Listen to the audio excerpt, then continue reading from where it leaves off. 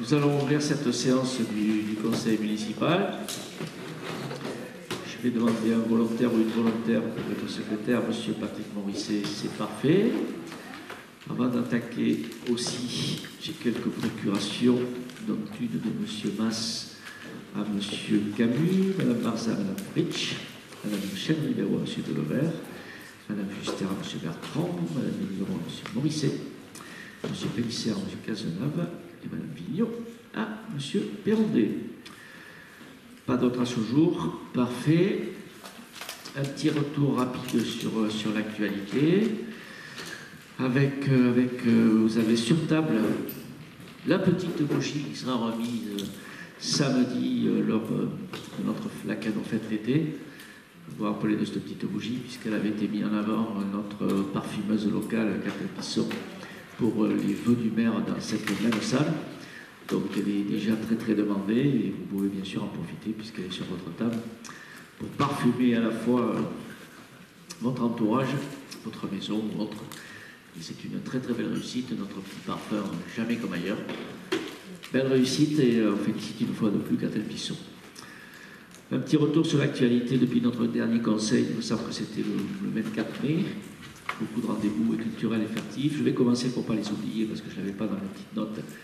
De l'association des commerçants qui a animé Lacano tout au long du mois de juin, même terminé au mois de juillet. Le dernier rendez-vous, je crois que c'était le bistrot des cochons dimanche soir. Donc c'était plutôt remercier l'association des commerçants, Laetitia Nourri, entourée de toutes ces troupes qui ont animé la station à travers différents concerts, bien sûr accompagnés par la ville dès qu'on a pu sur des événements techniques. Donc c'était plutôt sympa, tous ces groupes qui ont envahi les terrasses et les établissements pour ouvrir l'été notre belle saison. Le festival Pissart aussi qui a eu un beau succès à la salle d'Escaut, la Gratiferia et le bal populaire aussi le 3 juin au kiosque. Je salue bien sûr l'investissement des bénévoles et des services de la ville pour assurer la réussite de ces deux manifestations au kiosque, avec le Gratiferia qui a eu un succès fou et le groupe Mystère qui a fait le show en soirée pour faire danser les nombreux spectateurs. Et une fois de plus, c'est toutes les générations qui étaient présentes autour du kiosque et de l'église pour fêter ce beau 3 juin. Un petit repas de quartier aussi qui a eu lieu sur la place de la Concorde, la place des Oiseaux et la place de la Gaîté. On a pu participer, on a eu au cours d'un événement à l'autre, donc c'était assez sympa de retrouver ces trois quartiers qui ont bien sûr participé activement à la réussite de ces repas de quartier. Là, la Lacano Beach Experience, c'est encore un événement qui monte en gamme, avec des équipes étrangères, des spectacles incroyables, et un site qui avait été aménagé, qui est encore plus beau que celui que nous avons connu en 2022. Donc on félicitera bien sûr l'équipe de Lacano Océan qui, à la manœuvre, quelques heures dans cette salle, ont rendu cet événement incontournable avec tout au long de la semaine des équipes et des jeunes de toute la région, mais aussi à l'international, qui ont pu se rendre compte qu'à Lacano, le beach avait une importance incroyable. Je regarde aussi Madame Lavergne, on travaille aussi sur l'Ardilose, comment faire évoluer ces plateaux. Donc on va mettre à disposition aussi de l'association des terrains prochainement qui rempliront complètement l'ambition que porte l'association sur le beach. Ensuite, la fête de la musique, on a pu danser sous les halles de la Gaîté avec une belle participation des canolaises et des canolais. C'était plutôt sympa, en plus on a bien mangé une fois de plus, donc c'était pas mal.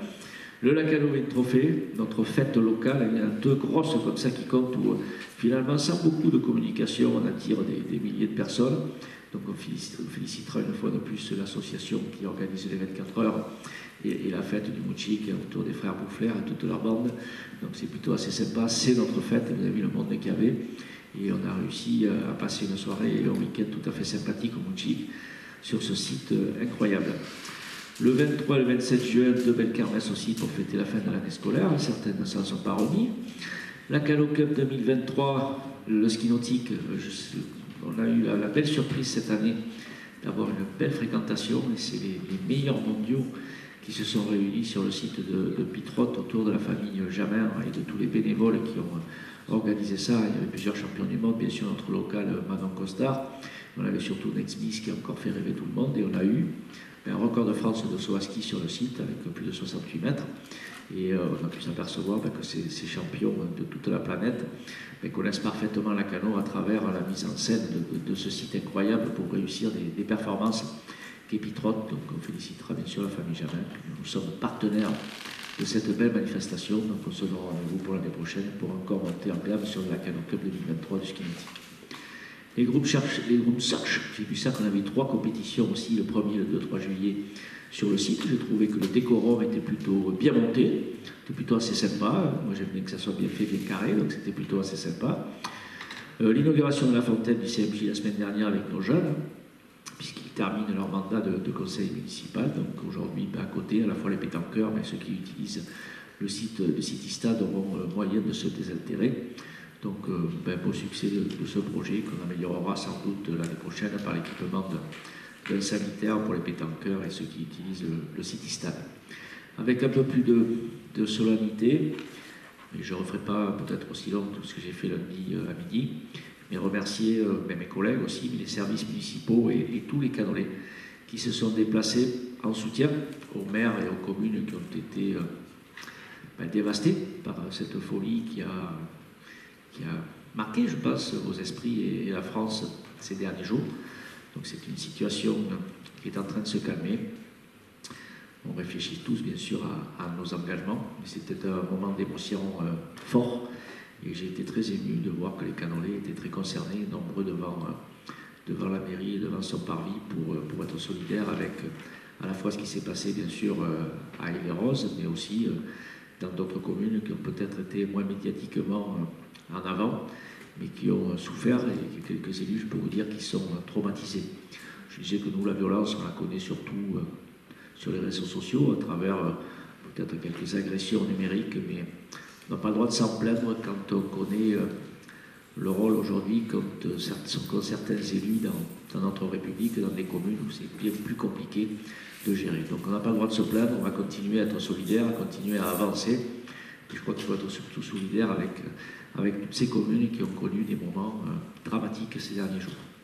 Un petit point aussi sur les travaux.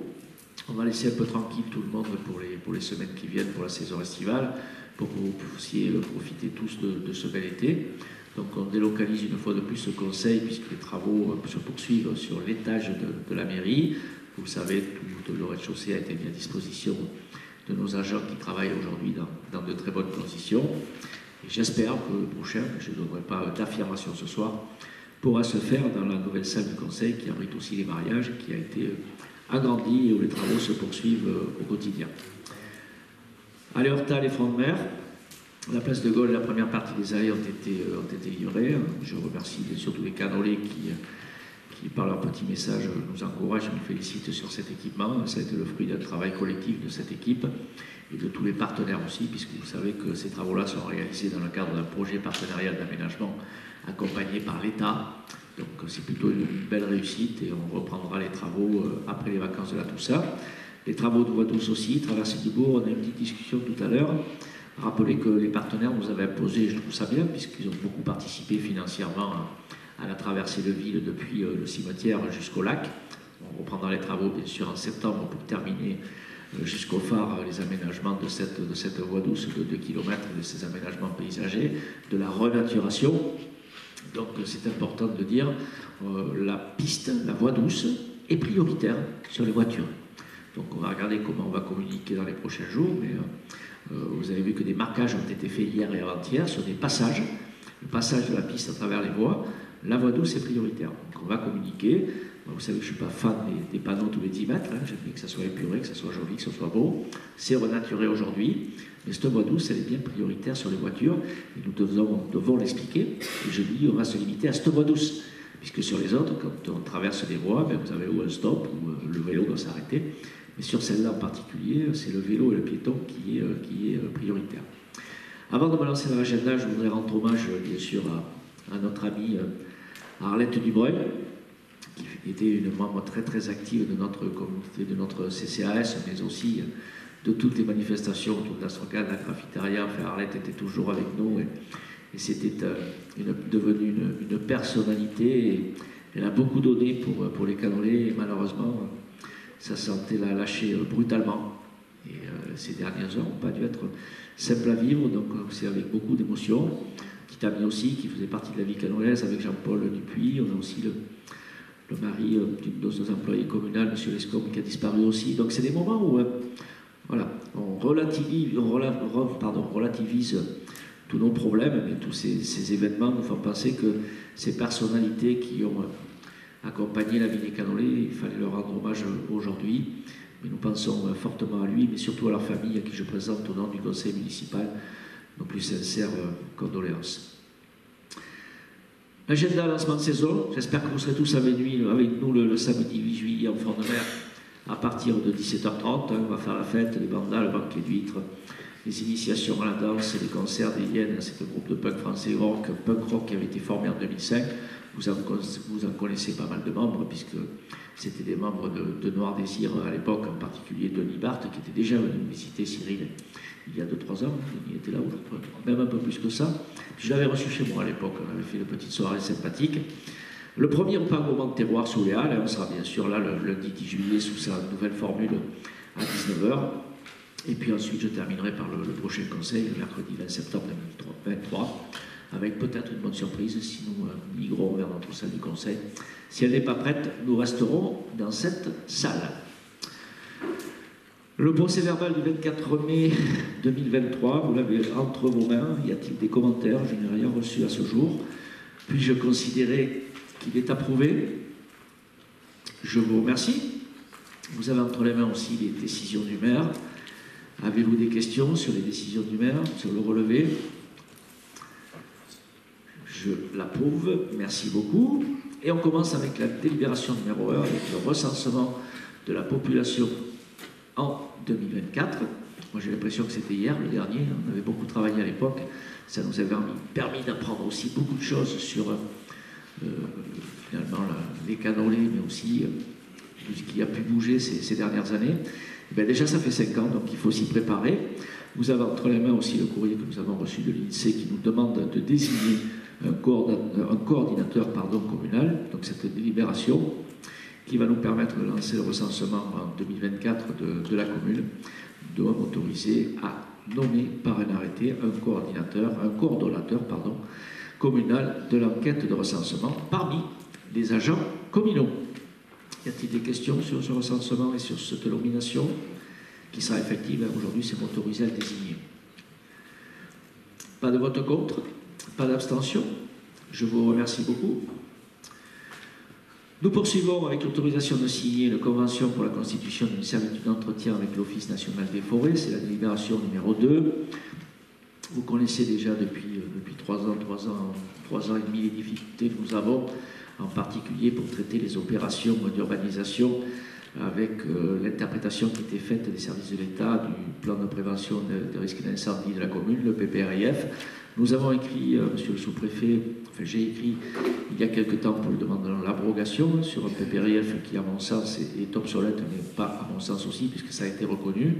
Dans un premier temps, monsieur le préfet me demande de conserver le PPRIF, mais me demande surtout de participer à un groupe de travail dans lequel il n'y avait pas d'élu, donc j'étais un peu surpris.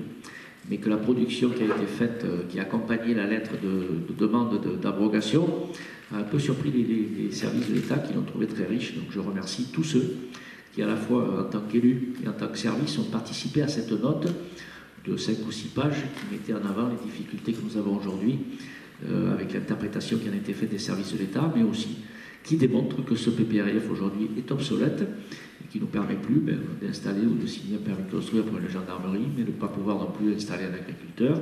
Enfin, toutes ces choses-là qui sont devenues impossibles. Donc aujourd'hui, cette délibération que nous avons est un premier pas dans le travail que nous avons réalisé avec les services de l'État pour permettre justement le doublement du camping du GA, qui est la propriété de la commune. Vous aviez vu dans le PLU en 2017 la programmation qui était faite de ce camping, avec la possibilité qui s'est consacrée en grande majorité, l'extension bien sûr, à du logement saisonnier. Je remercie d'ailleurs Jean-François Bocamp pour son investissement sur ce dossier-là. Nous avons une visite avec la CAF la semaine prochaine. Donc on a aussi un objet social très fort sur ce camping. Je te remercie Jean-François. C'est une très très belle image pour la ville. Donc il était important, depuis 5 ans que dure ce dossier, qu'on trouve un accord. pour que la bande de débroussaillement en débroussaillé de 50 mètres soit à l'extérieur du périmètre. Puisqu'on la mettait à l'intérieur du périmètre du camping, ben, on n'avait plus de place pour réaliser le camping.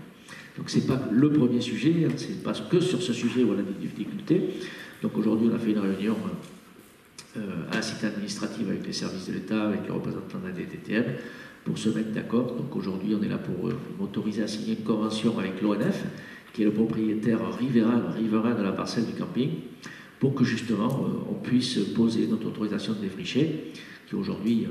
Le nom, peut-être, le vocabulaire pourrait être changé, parce que c'est pas parce qu'on a une autorisation de défricher qu'on coupe tous les arbres d'une parcelle. C'est pas comme ça que ça fonctionne, hein, puisque le projet de gendarmerie à la Coustelle, vous n'avez pas un arbre sur la parcelle, il faut aussi poser une autorisation de défricher. Donc là, c'est monsieur le préfet sur la gendarmerie qui doit signer le permis de construire le 5 août, ou pas. Mais sur ce permis-là, on a enfin un accord pour poser une autorisation de défricher avec une convention. Et cette convention, elle fait du bien parce que l'ONF, même si on en discutait avec Alexia, a été très précis dans cette convention et nous amène à respecter à la lettre les obligations qui nous sont faites dans le cadre de l'entretien de cette bande de 50 mètres. Moi, je l'ai encore relu tout à l'heure et je trouve qu'elle nous accompagne aussi sur les obligations légales de débroussaillement.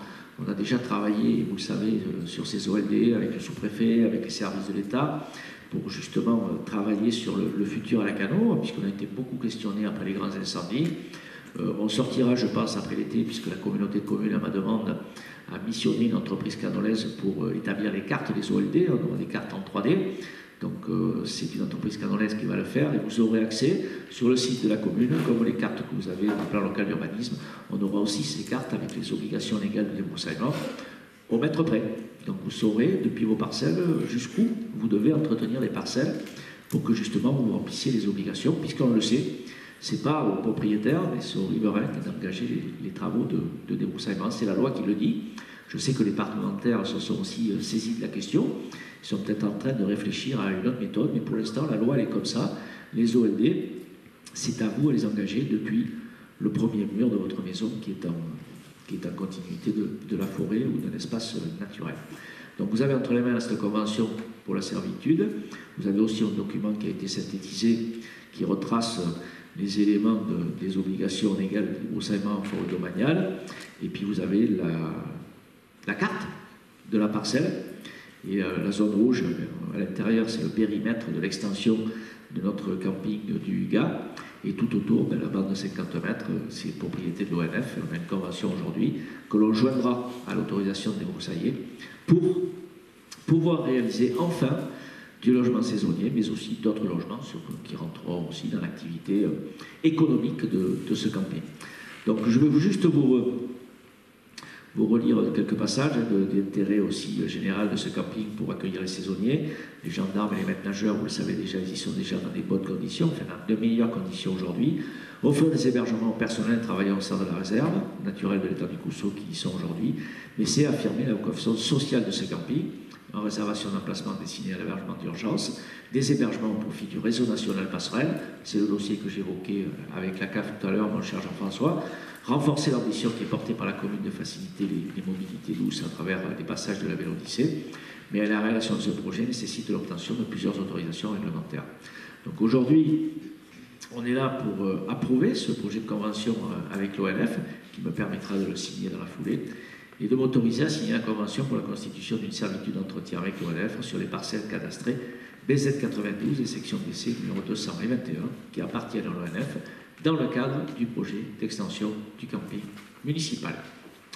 Y a-t-il des questions sur la signature et surtout l'autorisation de cette convention pour la constitution du servitude d'entretien avec l'Office national des forêts?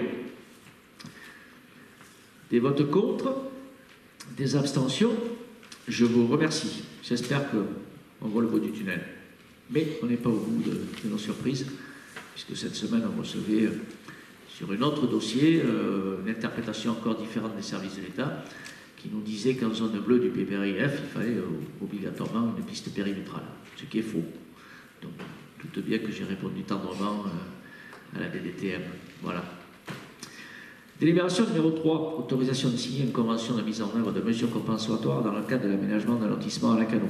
Je dresse un portrait un peu général, puisque vous savez qu'aujourd'hui, dans nos OAP ou dans les permis de construire, dans les permis d'aménager, On a des études environnementales qui sont effectuées sur le terrain et en général, sur le éviter, réduire, compenser, quand on ne peut pas, ou quand on évite et qu'on réduit, mais qu'on a l'obligation de compenser parce qu'on artificialise une partie de la zone, qui est un terrain constructible, on n'est pas en train d'aménager des terrains agricoles, on a l'obligation de compenser.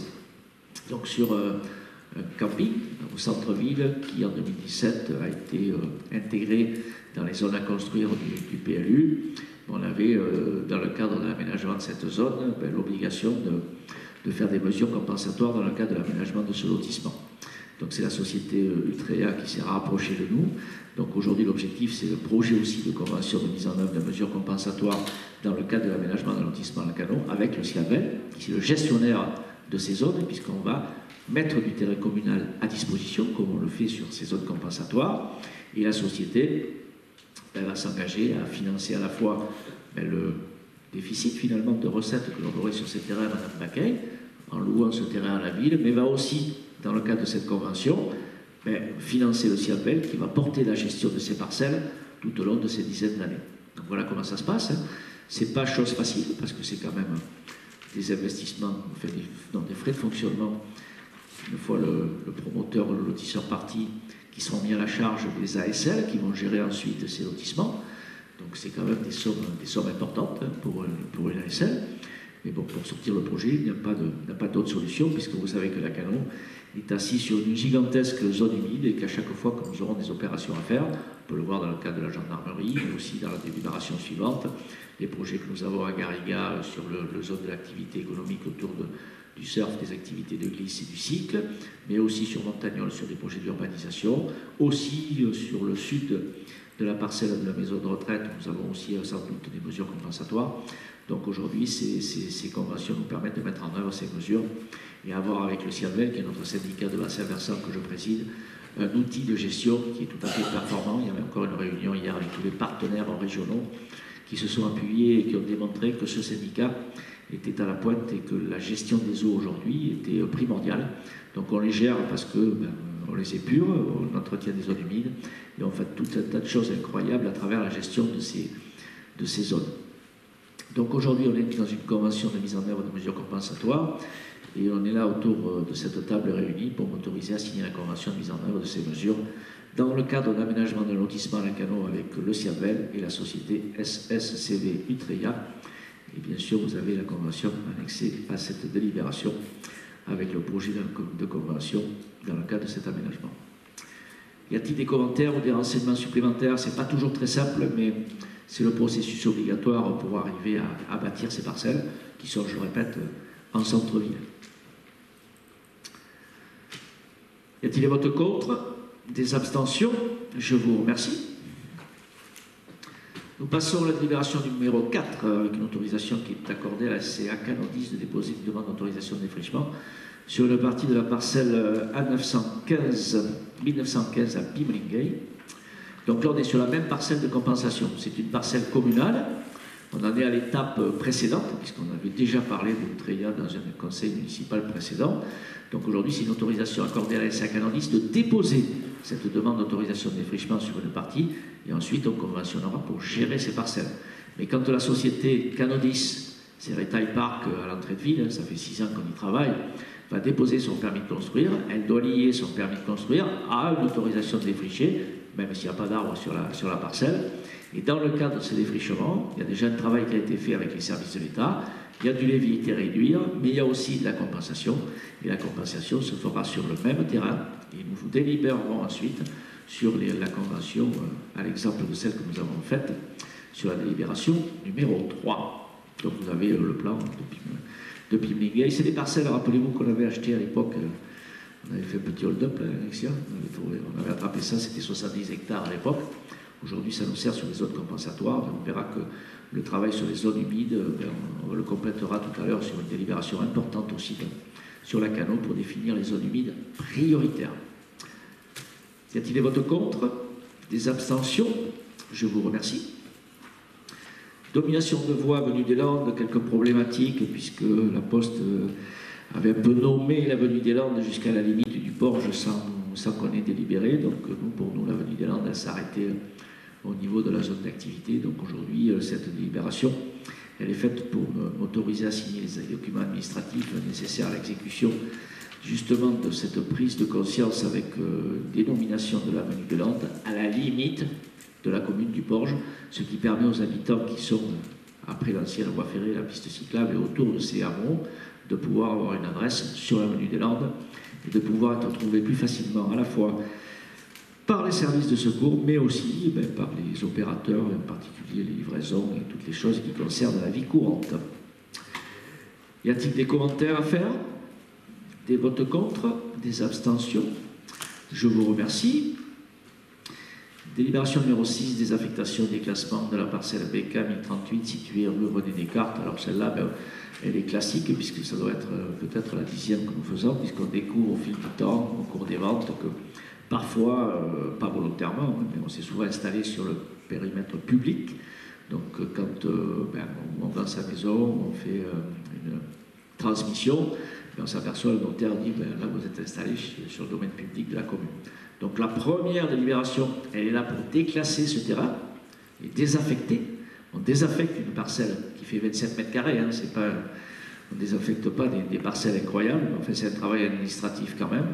Donc on désaffecte la partie d'environ 27 mètres carrés de cette parcelle qui est située sur la rue René Descartes. Et dans la deuxième délibération, au prochain conseil municipal, on vendra cette parcelle à celui qui l'occupe déjà. Donc c'est plutôt notre rôle aussi d'accompagner les administrés dans ces régularisations qui, dans le temps, compliquent un peu la vie des gens, surtout quand on doit transmettre ou vendre. Y a-t-il des commentaires sur cette désaffectation et sur ces déclassements? Des votes contre? Des abstentions? Je vous remercie.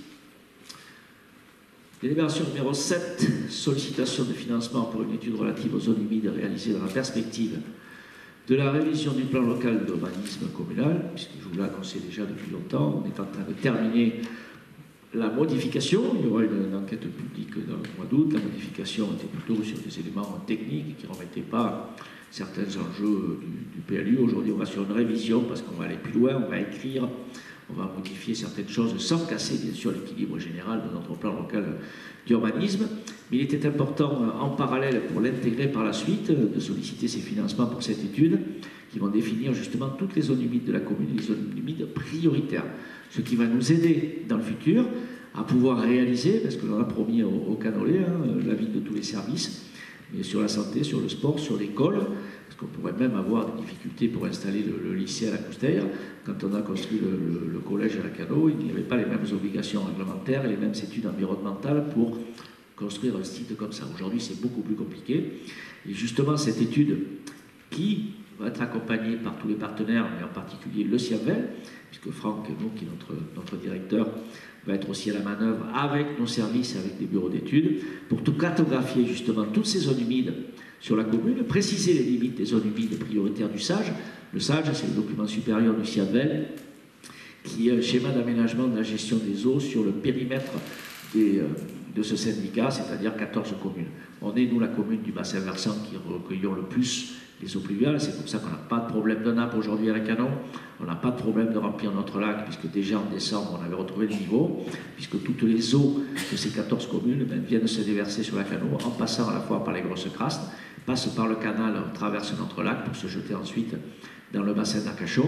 Et vous savez qu'aujourd'hui, on est en contact étroit avec Bordeaux Métropole sur divers sujets, en particulier sur les champs captants du Médoc pour la ressource, et que c'est ce travail-là, qui se fait aujourd'hui au plus près, on sait que vous avez un peu méprisé par le passé, sera peut-être pour nous l'occasion de nouer des contacts pour longtemps avec la métropole, mais sur plusieurs sujets, que ce soit l'eau, que ce soit la mobilité, que ce soit les transports, que tous les sujets, on a tout évoqué aujourd'hui dans une convention communauté de communes, PNR et Bordeaux Métropole, pour que justement la métropole qui a pris conscience des difficultés de circulation, de mobilité des territoires, aujourd'hui est quand même à nos côtés pour nous accompagner sur pas mal de sujets.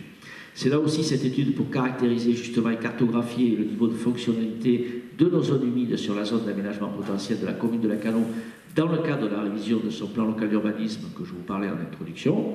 C'est aussi décliner la séquence éviter, réduire, compenser, je l'ai évoqué tout à l'heure, dans toutes nos opérations, pendant que justement les réflexions sur la révision du PLU, à l'aide des informations recueillies dans ces phases-là, analyser et croiser avec les projets d'aménagement urbain. Donc ça serait une période justement dans cette étude pour avancer beaucoup plus vite. Donc on sollicite les partenaires à hauteur de 30% pour le département, à hauteur de 50% pour l'agence de l'eau à Dour-Garonne et un autofinancement de 20% pour la commune. Donc aujourd'hui, on est là pour m'autoriser à rechercher les meilleurs financements possibles jusqu'à 80% et m'autoriser aussi, bien sûr, à signer tout document afférent.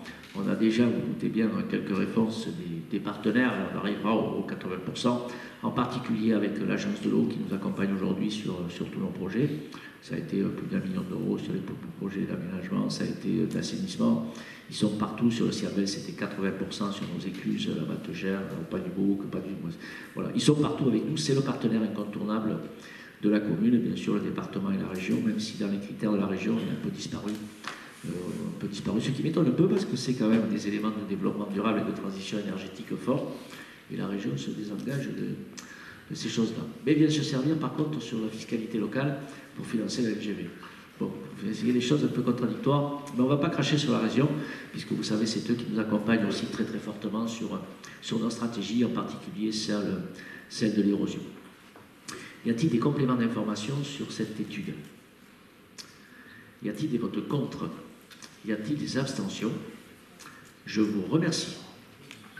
Nous passons à la délibération numéro 8 avec la cession de matériels municipaux. Monsieur Cazenave. Bonsoir. Dans le cadre du renouvellement du parc de véhicules municipaux, les véhicules remplacés peuvent faire l'objet de reprises. Celles-ci sont assimilées à des cessions. Et donc, à ce titre, une délibération du conseil municipal permet les écritures comptables nécessaires à la sortie de ces biens de l'actif de la commune. Donc, 3 véhicules sont concernés, 2 camions bennes des Maxity et un C5 Aircross. Donc, vous êtes... Ah.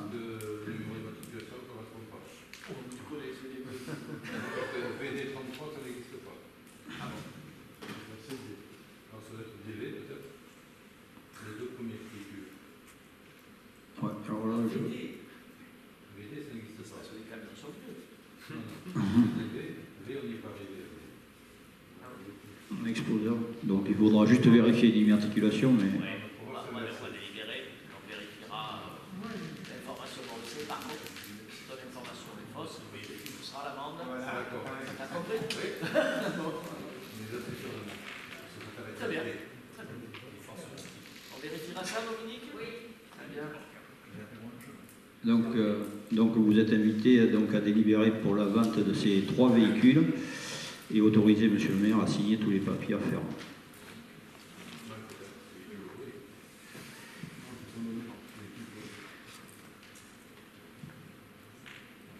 Des questions?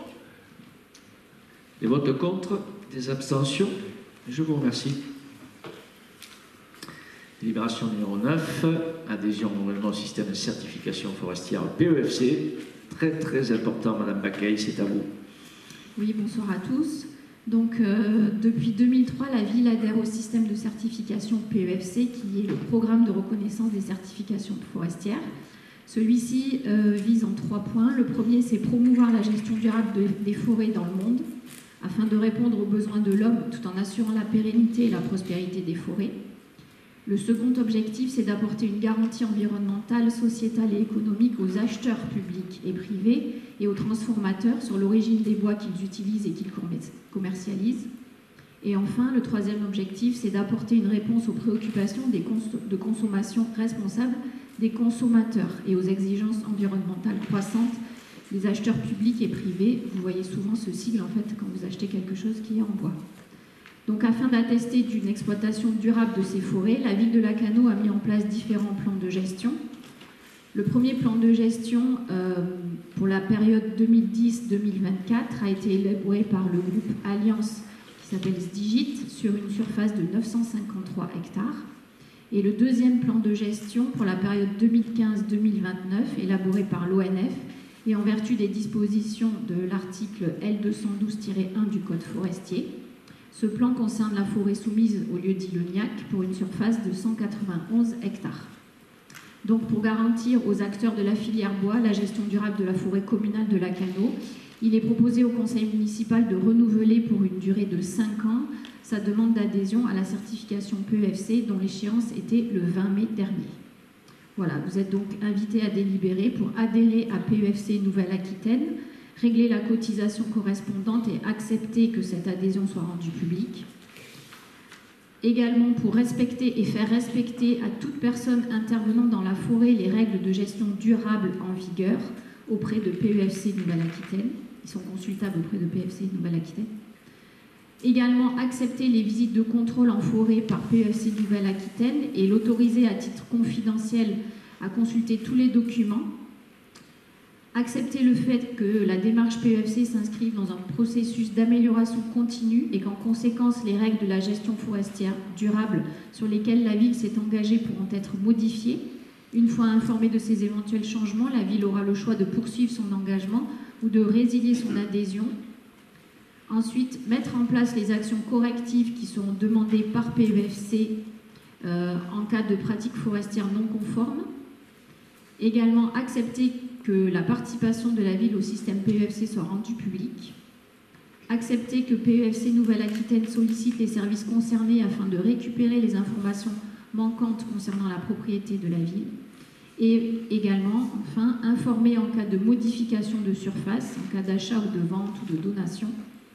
Informer donc PEFC dans un délai de 6 mois et fournir les justificatifs nécessaires. Et informer le nouveau propriétaire de la certification PEFC et l'inviter à prendre contact avec PEFC Nouvelle-Aquitaine. Et bien sûr, autoriser Monsieur le maire à signer les documents nécessaires à cette adhésion. Merci Madame Baquet. Important, hein, puisque sans certification, pas de vente de bois communal. Vous le savez tous, sans certification.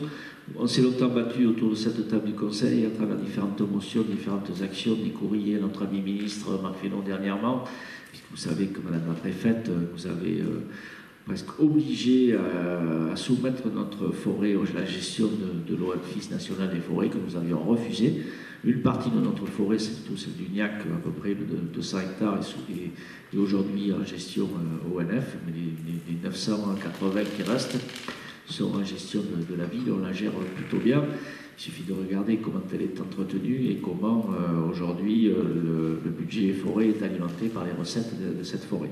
Donc ce qui veut dire, c'est qu'ici l'ONF, sous le couvert d'une loi vichiste, donc c'est pas d'hier quand même que cette loi existe, voulait soumettre nos forêts. Nous, on n'a jamais eu besoin de l'ONF. Après les tempêtes, la communauté assurée en 99 avait replanté, et aujourd'hui on viendrait nous faire les proches, puisque gestion ONF, ça veut dire 12% de recettes qui rentrent dans leur poche. Donc localement, bien sûr qu'on n'a pas de problème avec l'ONF, et on a plutôt des très bons rapports avec la direction. Régionalement et nationalement, vous savez que l'ONF est quand même financièrement en grosse difficulté. On n'a rien trouvé de mieux que de venir faire les poches des communes. Donc aujourd'hui, le calme est revenu après 18 mois ou 24 mois de combat. On n'entend plus rien depuis 12 mois. Il faut rester quand même vigilant. Mais sans cette certification, on ne pourra pas vendre notre bois. Donc on continue notre boulot et on saura intervenir là où il faut si on nous met des bâtons dans les roues. Merci Madame Baquet pour le boulot en forêt et tes équipes aussi, nos équipes. Y a-t-il des commentaires ou des informations supplémentaires sur la certification? Y a-t-il des votes contre, des abstentions? Je vous remercie. Délibération numéro 10, convention annuelle d'objectifs avec l'ALEC pour l'accompagnement de projets d'énergie renouvelable. Madame Baquet. Oui, donc là c'est la casquette développement durable. Donc depuis 2019, la ville de Lacanau et l'agence locale de l'énergie et du climat de la métropole bordelaise et de la Gironde, donc l'ALEC, renouvellent leur partenariat. Celui-ci a permis d'établir un conseil en énergie partagée et des études d'opportunités relatives au développement d'énergie renouvelable sur les sites municipaux. En continuité des travaux produits, la ville de Lacanau souhaite réaliser des études de faisabilité et pour cela se faire accompagner par le conseil neutre et indépendant de l'ALEC en vue de recruter des bureaux d'études pour mener ces études justement. Donc ainsi, la nouvelle convention de partenariat conclue pour une durée d'1 an porte d'une part sur une démarche d'accompagnement pour le développement du photovoltaïque, donc une aide à la mise en œuvre de 2 projets photovoltaïques sur le choix du site qui serait le plus pertinent, l'optimisation du dimensionnement, l'aide à la rédaction des CCTP, l'analyse des offres, etc. Et le deuxième, c'est une démarche d'accompagnement des énergies renouvelables, Donc un accompagnement préopérationnel d'énergie renouvelable financé dans le cadre du contrat de développement des ENR en Gironde. Donc une étude d'opportunité multi-ENR et réseau de chaleur, y compris géothermie. Un appui dans le montage des études de faisabilité et un accompagnement des maîtres d'ouvrage à la conception et à la réalisation des projets, y compris la recherche de subventions. Cette adhésion à l'ALEC permet également de soutenir le programme d'action annuel de l'agence ainsi que de participer au réseau d'échange qu'elle anime. Le conseil municipal est donc invité à délibérer pour approuver la convention annuelle d'objectifs avec l'ALEC et sa contrepartie financière de 1 500 €, d'approuver le renouvellement de l'adhésion de la commune pris en charge par le parc naturel régional du Médoc et autoriser Monsieur le maire à signer la convention d'objectifs 2023-2024 et tout document afférent à cette opération. Merci beaucoup, Madame Baquet. Une délibération qui a beaucoup bougé ces derniers temps, puisqu'on voyage beaucoup, on fait beaucoup de choses, on va rencontrer des gens. Et je crois qu'il faut y aller, tout le monde y va aujourd'hui, hein, sur les modes d'énergie. On est en train de travailler beaucoup sur la commune, mais en France, il ne se passe des choses tout à fait incroyables. Il ne faut pas aller trop vite et faire n'importe quoi. Il ne faut pas, comme le dit souvent notre premier adjoint, une écologie brutale et agressive et radicale. Nous, on a plutôt fait des choses bien. Dans une délibération que j'ai présentée tout à l'heure, je regardais encore le taux d'urbanisation de la Cano sur 22 000 hectares, 4%. 4%. Et après, on nous dit qu'on est en train de faire n'importe quoi. Donc, ça me fait un peu rêver. On a une chance comme ça, puis c'est les 95% qui restent. Ils sont définitivement sauvegardés et ça ne bougera pas. Donc cette délibération, oui, en particulier sur la géothermie, on a beaucoup de travail à faire et on a des ressources peut-être locales intéressantes. Donc ce travail, il va être fait, mais c'est ce qui nous accompagne déjà depuis 2 ans avec l'ALEC, tout le travail qui a été fait. Les délibérations qui vont suivre vont aussi dans ce sens-là, Alexia. Donc je vais vous interroger sur cette délibération pour savoir s'il y a des commentaires, des votes contre, des abstentions. Je vous remercie. On poursuit avec la 11. Alexia, toujours, Madame Baquet, toujours avec vous pour la convention avec l'éco-organisme Alcom pour la réduction des mégots jetés dans l'espace public. C'est parti. Donc en 2017 déjà, l'association Surfrider identifiait les mégots comme les principaux déchets retrouvés dans l'environnement, qu'il s'agisse des plages, des fonds marins, des rivières ou des lacs. Puis la Commission européenne a validé ce constat dans une étude en 2018 où elle établit que les mégots de cigarettes sont le déchet plastique le plus retrouvé sur les plages européennes, juste après les bouteilles en plastique. Le ramassage des mégots sur la voie publique et l'entretien des plages publiques étaient jusqu'alors pris en charge par les services de propreté des collectivités, ce qui représentait un coût très important, supporté essentiellement par l'impôt local. La loi anti-gaspillage pour une économie circulaire du 10 février 2020 prévoit désormais que les coûts de gestion des mégots abandonnés soient pris en charge par les producteurs de produits tabac, grâce à une création d'une filière pollueur-payeur dans le cadre de la responsabilité élargie des producteurs. Alcom est le premier organisme agréé par les pouvoirs publics en 2021 sur la filière responsabilité élargie des producteurs des mégots. Sa mission est de réduire la présence des mégots jetés de manière inappropriée dans l'espace public en visant à prévenir et réduire de 40% d'ici 2027 l'abandon illégal des mégots dans l'espace public. Donc à cet effet, dans le cadre de la passation d'un contrat avec Alcom, cet éco-organisme apporte son soutien financier, matériel et humain aux collectivités en mettant en œuvre des actions de prévention, sensibilisation, nettoyage et également collecte des mégots dans l'espace public. Donc pour répondre à cet enjeu sociétal et environnemental qui la concerne, la ville de Lacanau a été parmi les premiers signataires d'une charte des plages sans déchets plastiques en 2019.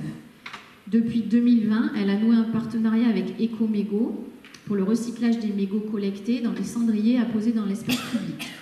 La même année, elle a aussi instauré une plage sans tabac annuelle sur la plage centrale de mai à octobre. Et l'an dernier, la ville se voyait attribuer le label Protection des océans. Cette année, en 2023, la commune conforte son action avec une collaboration en train d'être établie avec l'ADEC, visant à mieux collecter les mégots des clients des acteurs économiques du territoire, avec les maisons de presse, les restaurateurs, les boulangeries, les hébergeurs, etc. Donc, dans le cadre de sa mission de salubrité publique et des engagements en matière de développement durable, il est proposé que la ville de Lacanau contractualise avec l'éco-organisme Alcom pour bénéficier de son soutien financier fixé à 1,58 € par habitant et par an pour les communes classées touristiques comme Lacanau. Donc, le conseil municipal est invité à délibérer pour approuver le contrat type proposé par l'éco-organisme Alcom et autoriser monsieur le maire ou son représentant à le signer, et autoriser monsieur le maire ou son représentant à prendre toutes les mesures nécessaires à la mise en œuvre de la présente délibération. Merci Madame Baquet. Nous multiplions les conventions, les chartes, on avance très vite sur ces sujets-là. On a toujours l'impression qu'à notre échelle, bon, finalement, ça ne va pas faire grand-chose. Maintenant, les communautés littorales, aujourd'hui, à l'intermédiaire des associations, elles ont bien pris conscience que, si vous avez regardé, je crois que c'était une chaîne publique la semaine dernière, il y avait un beau sujet sur les microplastiques. C'était assez incroyable. Ils ne venaient pas d'Afrique, ils ne venaient pas d'Espagne. Les mégots non plus. Ils venaient d'entreprises françaises ou des choses qui sont faites dans le temps. Il y a aussi des surcharges sur certains territoires des stations d'épuration. Quand on sort sur des épisodes très très pluvieux, mais aussi leurs déchets partent à l'océan. Donc on a encore un gros travail en France, hein. Même si on avance vite. Je pense que l'océan, c'est pas une poubelle, et je pense que si on se donne tous la main pour ces projets-là, on arrivera à avoir des océans un peu plus propres, même si on est un petit confetti dans le monde. Y a-t-il des votes contre? Des abstentions? Je vous remercie. Libération numéro 12, on poursuit avec la convention avec l'association Aléa 2023 pour la mise en place d'un sentier d'art environnemental. Madame Baquet. Monsieur Renolo, pardon. J'étais parti. Monsieur Renolo. Ah, il n'a pas voulu? Ah, d'accord, t'en avais trop. Allez. Alors, dans les années très récentes, la ville de Lacanau a affirmé son soutien à la création artistique par différents moyens. Près de salles d'exposition, subventions aux associations culturelles, enrichissement de la programmation culturelle avec des tarifications étudiées. Elle a aussi encouragé et surtout commandé des œuvres variées, dont plusieurs sont de plein air. Ces œuvres d'art font appel à des pratiques diverses, arts plastiques, fresques, graphes, street art, sculptures sur bois ou de terre, porteuses de messages sur l'histoire de la commune, le patrimoine bâti, l'identité sportive de Lacanau ou encore la connexion de l'humain à son environnement. Dans le cadre de sa politique culturelle et de son engagement en matière de développement durable, la ville de Lacanau souhaite davantage s'impliquer dans la création et la médiation artistique pour sensibiliser aux enjeux environnementaux appréhendés en termes de biodiversité, d'usage, d'habitat, de culture, mais aussi d'inspiration et de représentation artistique. C'est ainsi que la ville de Lacanau s'est retrouvée dans le projet de sentier d'art environnemental Terra Medoca, initié par l'association Aléa, Art Littoral Environnement en Aix-Aquitaine, en 2021 à Vendays-Montalivet, commune siège de l'association et ayant vocation à essaimer dans le Médoc. Le concept de Terra Medoca est sous-tendu par un manifeste artistique articulé autour de 4 principes. L'œuvre est in situ, elle tient compte du lieu et de l'environnement où elle est installée. L'œuvre est une terra incognita, elle invite à découvrir des terres inconnues, environnementaux, biologiques, paysagers, naturels, humains, culturels, imaginaires, pour prendre soin de la terre et de l'humanité. L'œuvre est cohérente avec les triptyques sensibiliser, éveiller, agir sur l'environnement, découvrir, interagir, avertir, dans un lieu de proximité, sublimer, faire rêver, partager par l'art. L'œuvre est respectueuse par les matériaux utilisés, par les déchets de sa création. Elle tente de limiter au maximum les impacts sur l'environnement.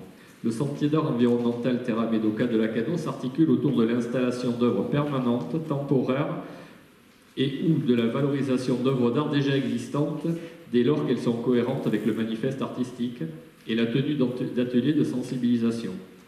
Son sentier représente un lieu supplémentaire entre le bourg de Lacanau, ses quartiers lacustres et la ville océane à travers une dimension artistique et environnementale.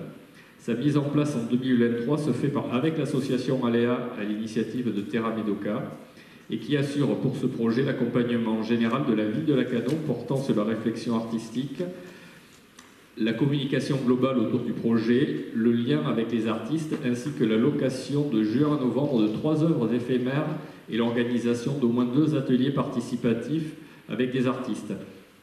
Il y a déjà des œuvres qui sont installées. Donc il y aura la vague de Balsi dans la mairie qui sera installée au rez-de-chaussée pour que tout le monde puisse y accéder.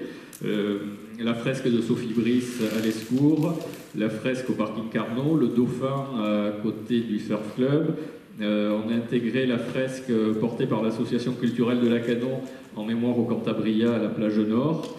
Il y a une œuvre en création au Grès Médocain à l'Istrac, donc avec la terre locale faite par Sophie Pigeon, une artiste canolaise qui habite au Hugat. Il y a une œuvre, alors à partir de demain, pour ceux qui passeront à Longaris, il y a une artiste qui va créer une œuvre qui sera installée au Bernos. Et cette artiste va la créer in situ de demain à samedi.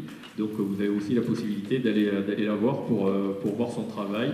Il y aura aussi des œuvres au bord du lac, dans la prairie. Voilà, donc le but est au maximum d'agrémenter ce parcours au fur et à mesure. Donc il y aura un parcours linéaire qui partira de la ville vers l'océan. On pourra faire à pied, à vélo, des arrêts à différents endroits, et on découvrira en plus d'un lieu artistique un lieu patrimonial et naturel. Donc, vu la politique culturelle et l'engagement de la ville de Lacanau envers le développement durable, l'impliquant dans la création et la médiation artistique pour sensibiliser aux enjeux environnementaux, considérant le manifeste Terra Médoca initié par l'association Aléa, considérant les œuvres d'art déjà commandées par la ville de Lacanau et par les nouvelles créations en commande auprès d'artistes locaux et régionaux qui s'inscrivent dans le concept du sentier d'art environnemental Terra Médoca pour faire découvrir par l'art le territoire du Médoc et ses habitants et ses visiteurs, et en particulier ses espaces naturels, son patrimoine bâti et sa culture. Donc le conseil municipal de la commune de Lacanau est invité à délibérer. L'article 1, approuver la convention 2023 avec l'association Aléa pour la mise en place du sentier d'art environnemental à Lacanau avec sa contrepartie financière de 5 000 €. Et cette convention est liée, vous l'avez en pièce jointe de la délibération, et autoriser monsieur le maire ou son représentant à signer la convention ou tout document afférent à son opération. Merci, M. Bonolo. Une somme sera attribuée dans le budget tous les ans pour agrémenter cette mise en place de sentier d'art environnemental. Sera amené à grossir sur de l'éphémère, mais aussi pour du permanent. Donc ça, c'est un dispositif qui va prendre vie, prendre corps, et qui va amener les canolais, aussi les canolaises, à profiter de ce sentier d'art environnemental, après les parcours sportifs, après tout ce qu'on peut faire dans la ville, nos réserves naturelles, nos réserves nationales, les réserves biologiques, tout ce qui tourne autour de la nature et de la culture et du sport. C'est un peu notre marque de fabrique. Donc Cyril, félicitations. Alexia aussi, tu as beaucoup participé, toutes les équipes et les élus qui mettent en place ces équipements dans notre ville. Vous pouvez en être fiers et félicitations. Y a-t-il des questions sur ce sentier d'art environnemental? Des votes contre? Des abstentions? Merci. Délibération numéro 13, rétrocession d'une concession au cimetière paysager de Lacanau. Je n'avais pas vu qu'elle était pour moi, celle-là. Donc, c'est une décision que nous avons prise aussi au bureau. On avait discuté aussi de ça, le fait de reprendre des... Oui, j'ai oublié quoi? Ah, je vois monsieur le maire sur la délibération. Oui, c'est vrai. Avec grand plaisir, madame Fritsch. C'est pour vous. Et pourtant, sur la délibération, il y a écrit monsieur le maire. Avant que tu sois monté en grade, peut-être cette semaine.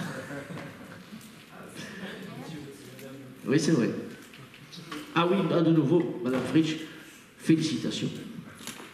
Madame Fritsch est devenue la présidente de notre ACCA locale. On peut l'applaudir.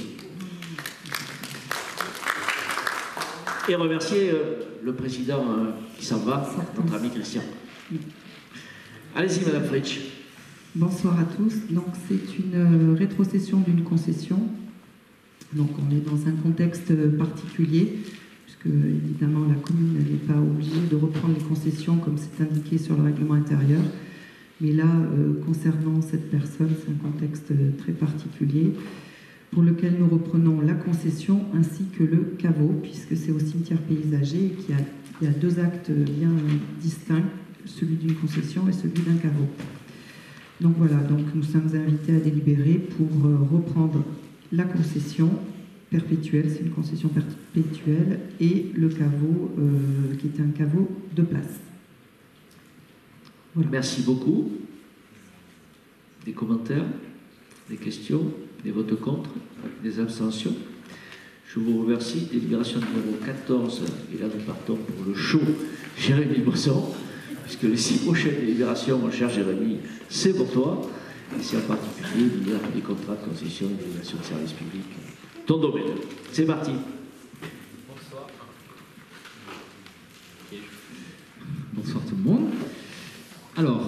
première délibération, contrat de concession pour la gestion et l'exploitation des multi-accueils, modification du contrat en cours d'exécution. Première modification. Donc, vous vous rappelez, le 4 juillet dernier, nous avions délibéré pour attribuer au délégataire Brin d'Éveil le projet de contrat de concession pour la gestion des multi-accueils de la ville de Lacanau à compter du 1er janvier 2023. C'est les deux espaces multi-accueils, donc la crèche de Lacanau-Océan et la crèche de Lacanau-Ville. Le contrat de concession pour la gestion des multi-accueils de la ville de Lacanau a été signé le 2 août 2022 et des éléments nouveaux relatifs aux modalités financières du contrat inconnus à la date de signature de celui-ci nécessitent aujourd'hui d'y apporter des modifications concernant 4 points. Le premier point, la déduction des bonus territoires dans le cadre de la nouvelle convention territoriale globale qui est désormais versée directement aux concessionnaires et dont le montant est désormais connu. Le paiement par la ville des droits à congé des agents placés en position de détachement d'office, puisque vous vous rappelez, la structure devait reprendre les agents, puisque auparavant la crèche de Lacanau-Ville était en régie. Le remboursement par le concessionnaire à la ville des cotisations retraite versées pour les agents placés en position de détachement d'office, et l'ajout d'un cas permettant d'envisager le réexamen des conditions financières. Ainsi, il y a lieu de modifier par avenant les dispositions du contrat de concession pour la gestion des multi-accueils de la ville de Lacanau. Et je vous propose d'approuver le projet de modification en cours d'exécution numéro 1 au contrat de concession pour la gestion et l'exploitation des multi-accueils de la ville de Lacanau avec l'association Brin d'Éveil en date du 2 août 2022. Merci M. Boisson. Pour rappeler aux Français qui souvent râlent et qui ne sont pas au courant de toutes ces choses-là, le bonus accordé par nos partenaires, en particulier la CAF, sur une année, et je le dis aux parents que leurs enfants en crèche sur 48 places, l'État, à d'autres financements bien sûr, mais uniquement sur ce que tu viens de citer, c'est 130 000 €. On ne s'aperçoit pas à quel point ce pays accompagne les citoyens dans la vie courante. Donc, moi, je remets toujours en perspective, je dis, regardez ce que fait l'État pour vous. Je ne suis pas en train de faire la promotion du président de la République, puisque ça n'existe pas depuis hier. C'est une action, et ce pays, il a toujours été volontaire, et il a fait des choses pour ses enfants. Et aujourd'hui, c'est des sommes considérables qui sont dégagées par l'État pour gérer, finalement, la garde des enfants des Français. Donc c'est des sommes importantes. Aujourd'hui, elles sont déduites de la part, mais il y avait aussi l'action de la commune, qui aujourd'hui, aussi, par crèche, on dépasse les 100 000 €. Donc on ne peut pas toujours dire qu'il ne se passe rien dans ce pays. Et je cite cet exemple-là, mais on a pu s'apercevoir dans d'autres périodes et dans d'autres fonctions, que ce pays est quand même volontaire envers ses citoyens et en particulier très généreux. Donc c'est bien, je ne critique pas, c'est généreux, c'est bien, ça s'appelle la solidarité. Y a-t-il d'autres questions sur cette délibération? Des votes contre? Des abstentions? Je vous remercie. Délibération numéro 15, délégation de service public du golf municipal de la Méjane. Rapport annuel du délégataire pour l'année 2022. Donc l'année 2022 a noté une modification importante, c'est que la société Blue Green a été rachetée par le propriétaire de YouGolf, donc le groupe Duval. Donc maintenant nous avons en réalité toujours des sociétés spécifiques pour les deux délégations de service public que sont l'Ardilouse et la Méjane, mais derrière c'est la même société. Voilà, c'est une modification on va dire majeure. Et fin d'année, un nouveau directeur est arrivé, donc c'est l'ancien responsable de la partie école du golf de l'Ardilouse qui a pris la direction du golf de la Méjane. À noter pour l'année 2022, un chiffre d'affaires qui est en baisse, donc, de manière assez importante, puisqu'on passe de 654 000 en 2021 à 586 000 aux alentours en 2022. Un résultat net qui est négatif, puisque c'est une année qui est en baisse. Il était déjà en négatif l'année dernière. Bon, après, ce qui est important, c'est surtout le chiffre d'affaires, puisque le résultat net devait enlever toutes les charges spécifiques et les amortissements notamment. On peut noter aussi alors ce qui est expliqué par le délégataire, c'est qu'on revient à une situation normale suite au Covid, puisque juste après le Covid, il y a eu une forte augmentation de la fréquentation des golfs, avec la volonté de retrouver un sport de pleine nature.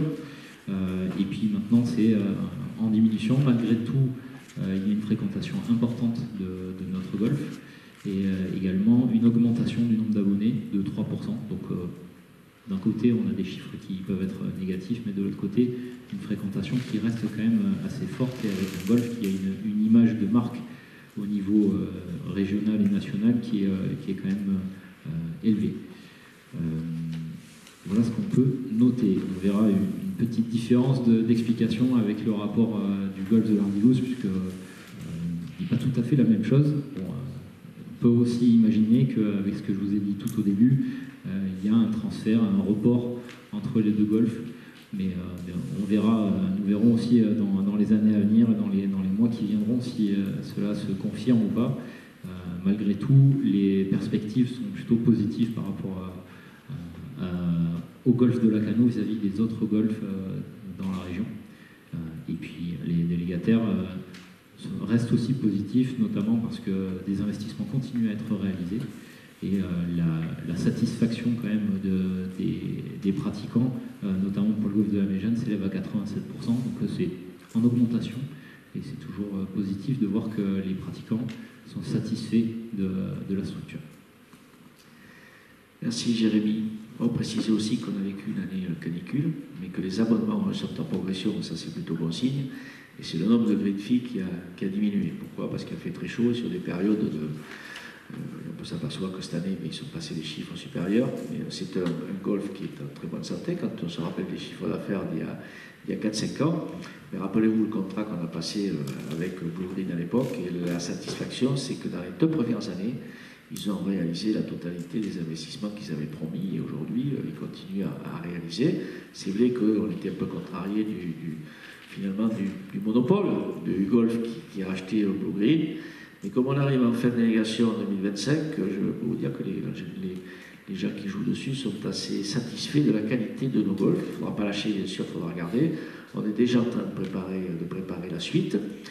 Mais quand on discute avec les golfeurs, ça devient quand même un peu compliqué. Pour trouver des créneaux du jour au lendemain, il faut s'y prendre pas mal à l'avance parce que nos golfs sont très fréquentés, mais dans le cadre de leur entretien, on peut se trouver satisfait. On ira faire déjà dans quelques jours une petite inspection sur le terrain, mais les chiffres parlent d'eux-mêmes, donc cette progression elle est importante, même si cette année 2022, avec la canicule et le fait que pendant 4 mois ils n'ont pas eu d'enseignement, et c'est le chapitre enseignement qui a baissé aussi, puisqu'il est réorganisé. Victor Bon est arrivé pour gérer la structure, ça a été un peu compliqué, mais on peut se satisfaire de cette gestion pour l'instant, et on leur demande toujours d'être vigilants et de continuer à nous satisfaire. On peut noter aussi que les rapports, que ce soit pour un délégataire ou l'autre, sont de meilleure qualité qu'auparavant, avec beaucoup plus de détails. Alors, il a fallu leur tirer les oreilles. Mais maintenant, voilà. Maintenant qu'on l'a fait, on a des rapports qui sont beaucoup plus complets. Donc, je vous invite à prendre connaissance des rapports de manière détaillée, parce qu'il y a beaucoup d'éléments dedans qui sont intéressants, notamment sur la politique de développement des deux golfs. Y a-t-il des questions sur la Méjeanne? Des votes contre, des abstentions? Je vous remercie. On poursuit avec la délibération numéro 16, où on est sur le même rapport au golf de l'Ardillouze pour l'année 2022, M. Boisson. Alors, juste une petite précision, c'est sur les rapports, on prend acte, il n'y a pas de vote. Oui, il y en a qui font voter les rapports et d'autres pas. Donc on va les voter comme ça. Pour l'instant, on les a fait voter. Et, dans la délibération, on prend acte. L'égalité à la fois de la sous-préfecture et à la fois Camollet, parce qu'on en a aussi à la Camollet. Vous n'avez jamais reproché ça. Ça mange pas de pain. Ça mange pas de pain. Alors, golf de l'Ardillouze, donc même commentaire, hein, de toute façon maintenant ce que je disais c'est que on a 2 golfs qui sont régis par la même société, enfin le même groupe mais 2 sociétés différentes, toujours une par golf. Alors, là le chiffre d'affaires est en progression, nous passons de 1 509 000 à 1 596 000, donc vous voyez que c'est un peu opposé. Donc une progression de 6%.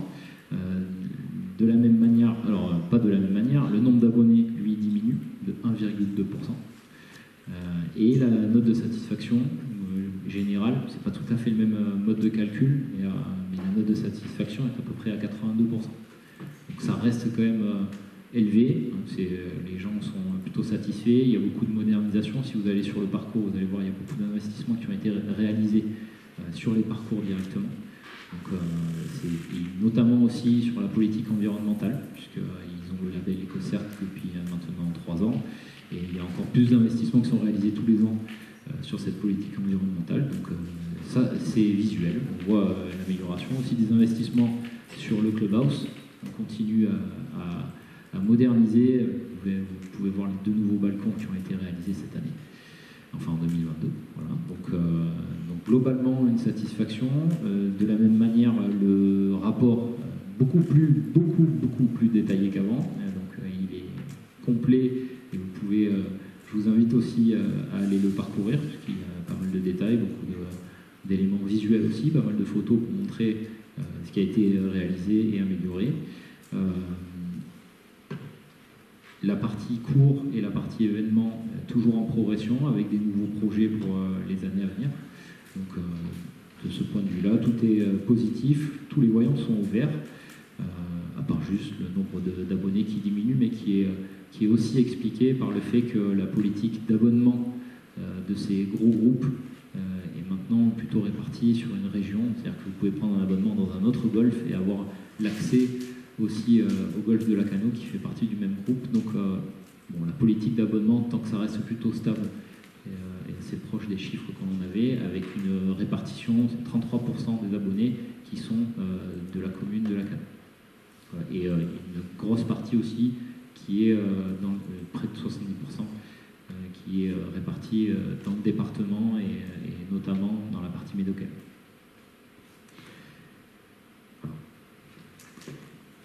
Merci.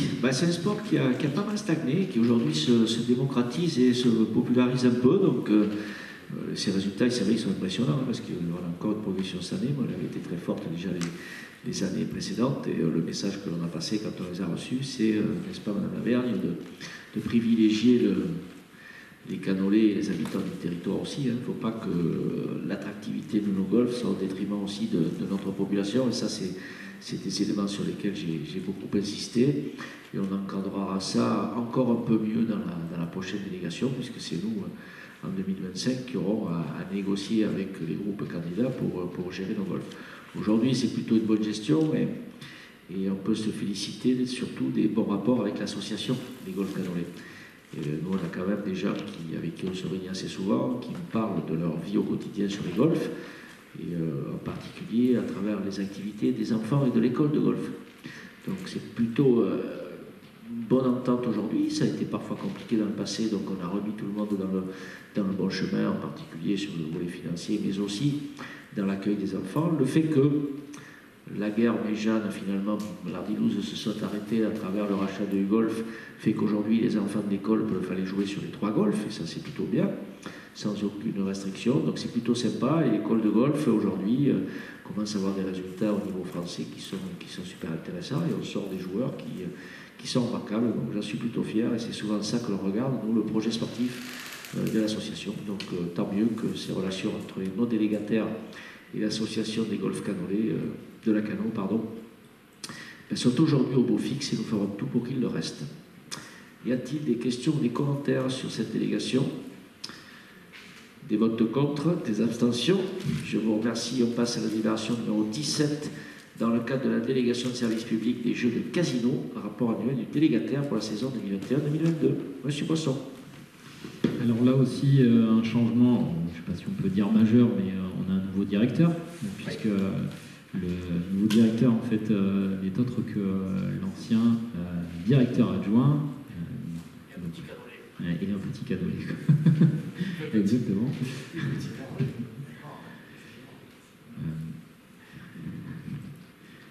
Donc,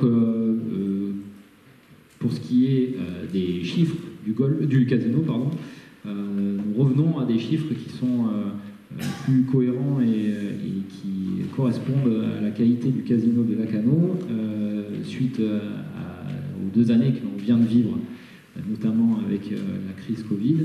où le casino a été fortement touché. On peut le voir sur les écarts entre les différents exercices, puisque juste pour noter, alors c'est des exercices qui s'étalent non pas sur une année de janvier à décembre, mais ça se joue sur 2 années glissantes. Donc 2020-2021, c'était un chiffre, un produit brut des jeux qui s'élevait à 1,8 million.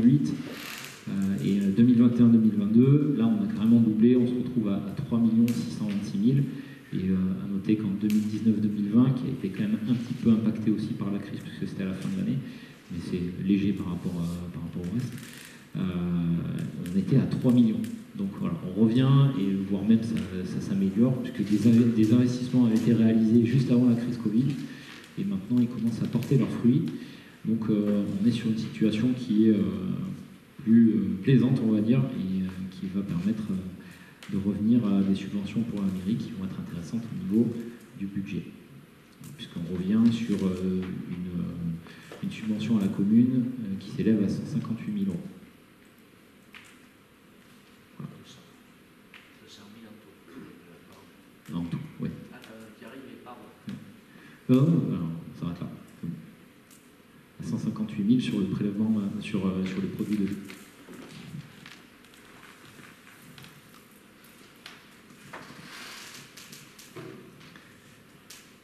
Donc, renégociation en cours, puisqu'on repartira, puisque vous avez compris, 2011-2023. La volonté de l'équipe, c'était de prolonger une délégation un peu plus, de repartir sur les mêmes bases, sauf que la loi a changé entre-temps et qu'il aurait fallu prévoir des gros investissements dans la structure qui aujourd'hui est plutôt une belle structure où les investissements ont été déjà faits.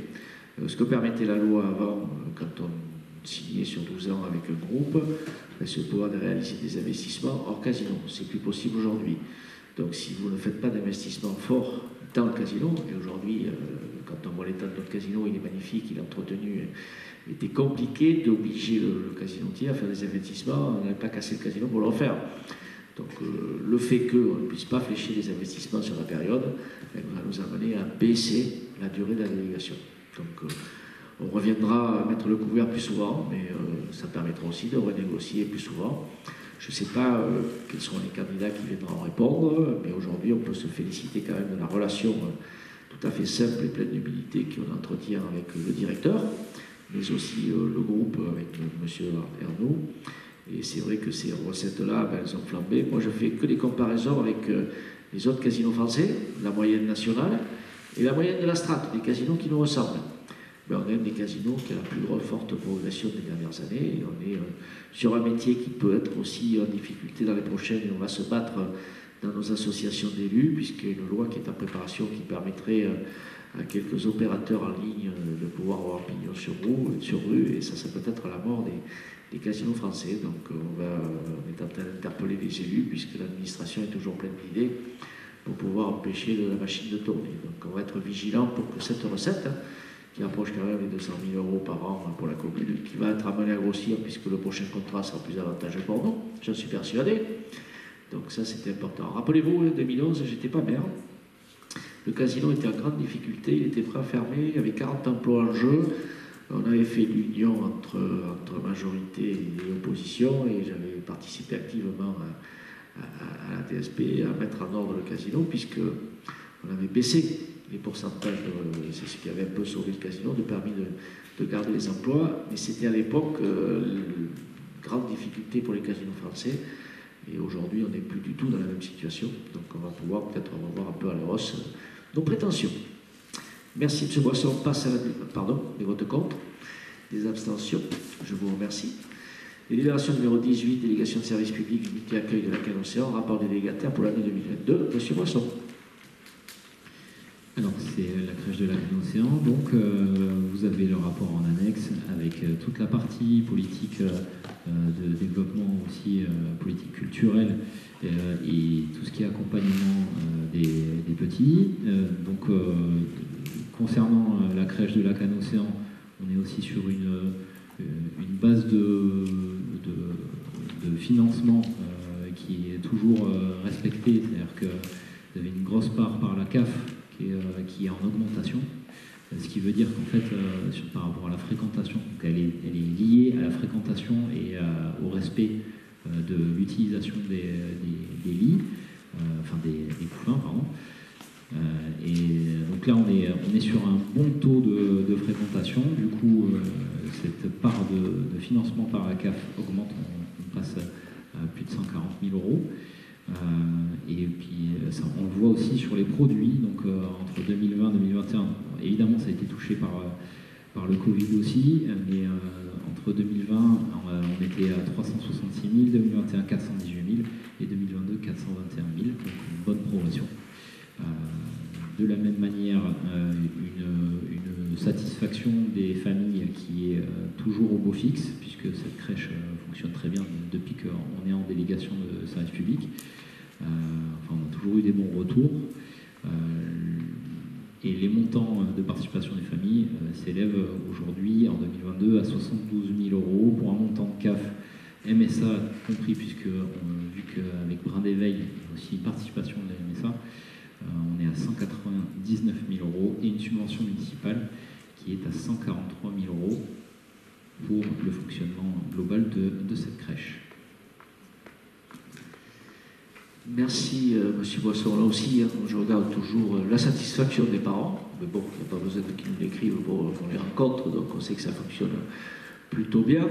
Où je m'interroge sur la gestion des crèches, mais aussi, par exemple, sur les EHPAD, et c'est vrai qu'il faut toujours avoir un œil vigilant, mais c'est les établissements, une fois de plus, qui sont bien financés, les EHPAD en particulier, que ce soit par le département et les partenaires, mais où on est très très contrôlé. C'est pour ça que quand je regarde l'actualité, que je peux pouvoir apparaître des incidents sur des EHPAD, sur des gestions privées ou autres, mais je me demande comment ça peut arriver, parce que les nôtres, dès qu'il y a un petit, Jackie était bien placé pour le dire, dès qu'il y a un petit manque, on se fait rappeler à l'ordre, et je peux vous dire que ça ne traîne pas. Donc je me demande comment on peut arriver à des tels états de traitement des personnes, mais aussi de manque d'entretien de locaux que l'on peut voir à la télé dans des reportages, alors que nous, sur nos crèches et nos EHPAD, on est contrôlé en permanence, et c'est normal, puisqu'on touche de l'argent de l'État pour gérer ces établissements.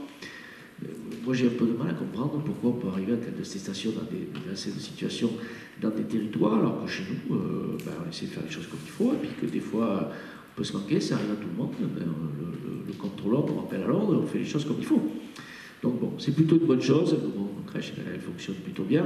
Et puis je regarde une deuxième chose, puisque aussi de l'argent public, le taux d'occupation.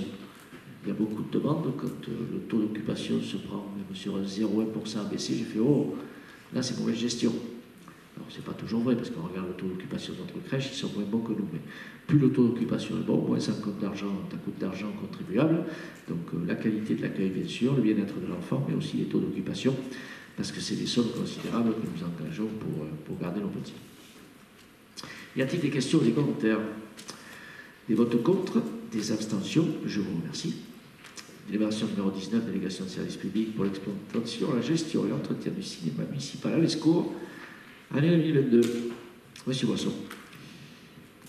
Alors, la délégation pour le cinéma, donc vous avez les chiffres au niveau des comptes annuels, donc les produits 69 641 euros, et un résultat d'exploitation qui est, on va dire, à l'équilibre.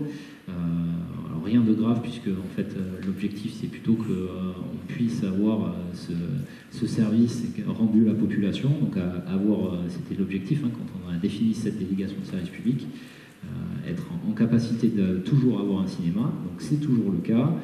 L'année 2022 a marqué la reprise progressive de la fréquentation.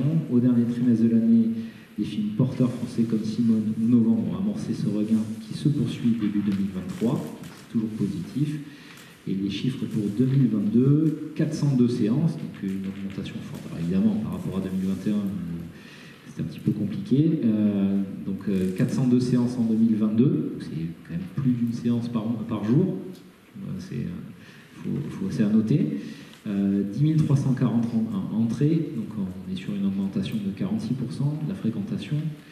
Un prix moyen qui est à 5,42 €, donc on respecte le contrat d'accessibilité au cinéma. Mon ordinateur qui s'éteint. Désolé. T'as plus de batterie? Ah ben oui, voilà. faut les sauver. Merci Jackie. Voilà. Merci. Alors j'étais au prix moyen, 202 films diffusés, 29,35% de séances à réessai, ça c'est pareil, c'est le contrat. C'est énorme. Et 18 films en sortie nationale, donc 20%, plus 20%, pardon, une augmentation du nombre de films qui sont en sortie nationale, ce qui veut dire qu'en fait c'est le jour de la sortie qu'on a le film à la canne. Ça c'est important. Les spectateurs ont eu du mal à revenir après le Covid, et là c'est reparti comme jamais, donc c'est plutôt bien parce qu'on était très inquiets puisqu'on est en délégation et qu'on avait un partenaire qui est Artec qui a été racheté en plus il n'y a pas si longtemps que ça, donc bien sûr qu'on avait l'inquiétude. Dans notre cinéma aujourd'hui, on a multiplié presque par deux le nombre de films, on a 30% de films d'arrêt d'essai qui a trouvé son public à la Canon, et c'est plutôt intéressant, et si on avait insisté pour le mettre dans la délégation, alors c'est un coût pour la collectivité, mais je pense que le cinéma d'arrêt d'essai plaît et a trouvé son public, donc c'est plutôt bien. Un prix moyen de séance, jamais comme ailleurs, hein. Donc ça c'est plutôt aussi sympa.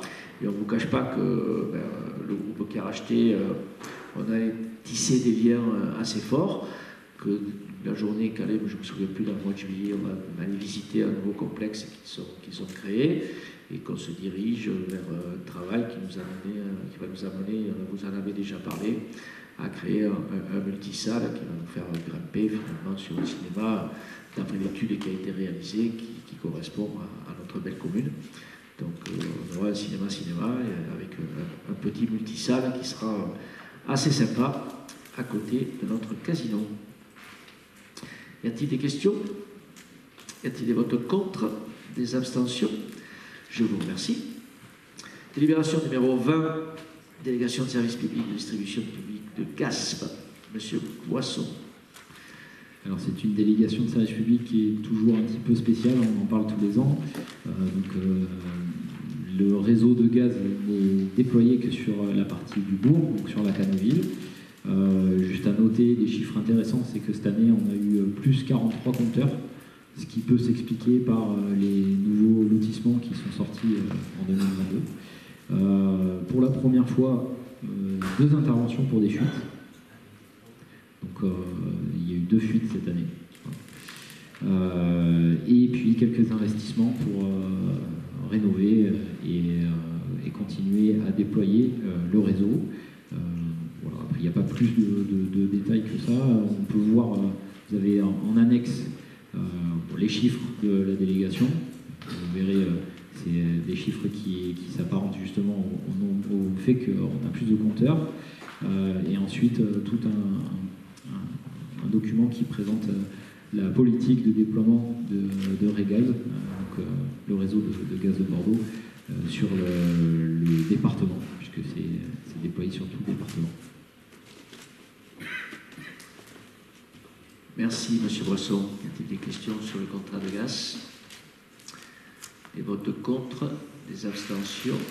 Je vous remercie. Avant de clôturer, vous aviez aussi sur table un petit bracelet à orange, Jacques Cavaillard et Canon. Vous aviez surtout le guide de l'été qui a été aussi distribué sur les communes limitrophes pour que nos amis, cousins, voisins puissent venir s'éclater avec nous. Et vous aviez aussi un petit guide du lac, je remercie toute l'étape. Vous avez bien travaillé là-dessus avec toutes les associations, les conseils de quartier, Cyril. Vous avez fait un très très beau guide pour les usagers du lac et bien sûr pour nos administrés. Donc bravo. On va se quitter bien sûr autour d'un petit moment de convivialité. Et vous remercier pour le travail que vous faites au quotidien dans vos délégations, dans votre mandat de conseiller municipal. Et remercier aussi le public qui n'attrapera pas le Covid ce soir. Bien, les distances sont respectées. Merci d'avoir assisté à cette séance et je vous souhaite à tous une très très bonne soirée.